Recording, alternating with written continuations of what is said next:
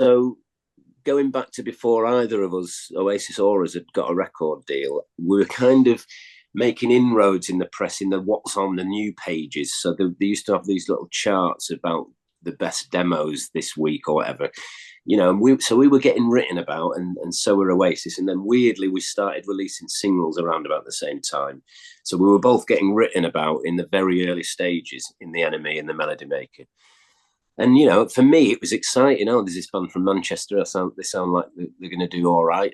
And I always thought that we might get the same kind of mentality back. But I don't know. I think Oasis maybe even felt a little bit threatened at first, because they did bring us up quite a few times in interviews, slagging us off quite badly. And I think it's maybe because it was competition, because Oasis are the ones that always go around saying we're the fucking best. You're not as good as us. And I mean, who's to say who's best at anything? You just, certainly in musical terms, people can like both bands, can't they? Surely.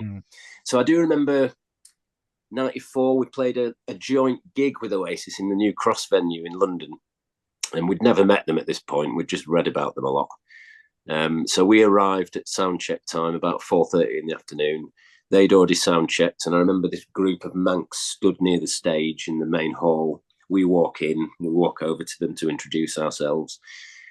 And I think the first thing Liam ever said to me was, "We're going on last and you're not using your fucking backdrop." And it's like, right, this is how it's going to work, is it? Right. But then bizarrely, the next time I see Liam, I think I recently had a kid not so long after that, and it must have been written about in the press. And, I'm seeing Liam, he walks into this hotel foyer where I happen to be, and it's, "All right, Rick, how's your kid?" So you just never knew what you were going to get. I think a lot of it was what perhaps was being imbibed